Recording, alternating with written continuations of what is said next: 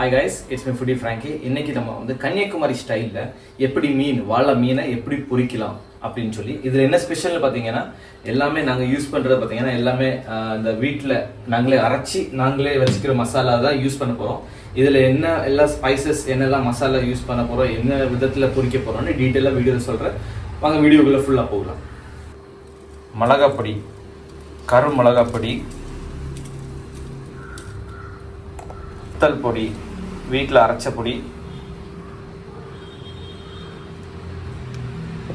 உப்பு போதுமான அளவு வரைக்கும் உங்களுக்கு எவ்வளோ தேவைப்படுதோ அந்த அளவுக்கு உப்பு போட்டுக்கலாம்.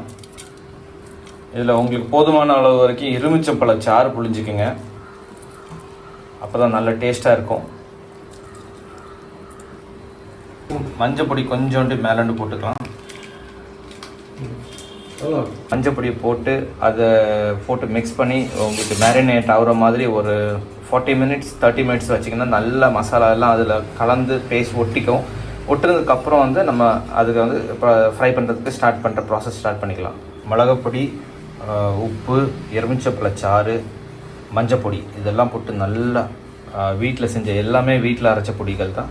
இதை போட்டு நல்லா மேரினேட் பண்ணி வச்சுருக்கோம். இப்போதைக்கு இது வந்து நம்ம இப்படியே விட போகிறோம். குறைஞ்ச ஒரு 1/2 hour 30 மினிட்ஸ் வரைக்கும் அப்படியே விட்டுட்டு அதுக்கப்புறம் தான் பொரிக்கிறதுக்கு ஸ்டார்ட் பண்ணுவோம். இது என்ன ஊற்றணும்னு பார்த்தீங்கன்னா, எங்கள் வீட்டில் நாங்களே எங்கள் சொந்த தேங்காய் தென்னை மரத்துலேருந்து நாங்களே எடுத்து தேங்காய் உணக்கு வச்சு அந்த தேங்காயில் நாங்கள் அரைச்சி எடுக்கிற தேங்காய் தான் இதை வந்து நாங்கள் இப்போ இதில் போட்டு மீனை பொரிக்க போகிறோம். செக்கில் ஆட்டின தேங்காய் எண்ணெய் பார்த்தீங்களா எப்படி கொதிக்குதுன்னு. இது வந்து நாங்கள் வீட்டிலே அரைச்சி நாங்களே எடுத்துப்போம். எங்கள் சொந்த தேங்காயில் கொண்டு போய் நாங்களே உணக்க போட்டு அதில் எடுக்கிற எண்ணெய் தான் இது. இதில் நாங்கள் வந்து மீன் பொரிக்க போகிறோம் இன்றைக்கி.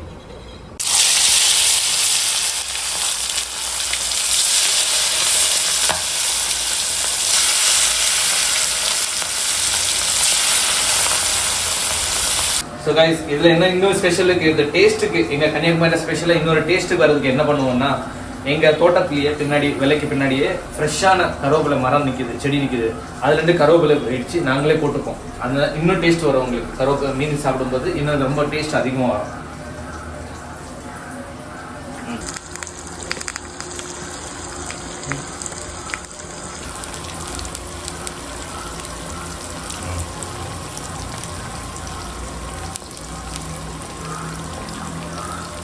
இந்த கருவேப்பிலை போடுறதுனால இன்னும் டேஸ்ட் அதிகமாக ஆகும். ஏன்னா கருவேப்பிலை ரொம்ப நல்லது நம்ம உடம்புக்கு.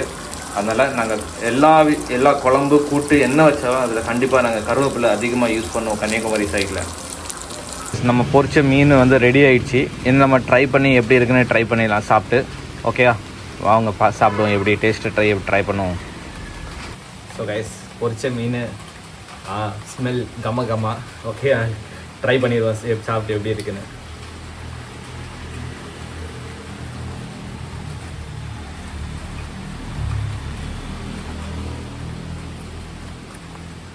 செம்ம டேஸ்ட்டுங்க. மசாலா, உப்பு, அந்த எலுமிச்சம்பழம் சாறு போட்டதெல்லாம் செம்மையாக ஊறி பக்கான ஒரு டேஸ்ட்டு. கண்டிப்பாக வீட்டில் ட்ரை பண்ணி பாருங்கள். அடுத்த வீடியோவில் சந்திக்க வரேன். டாட்டா, பாய் பாய்.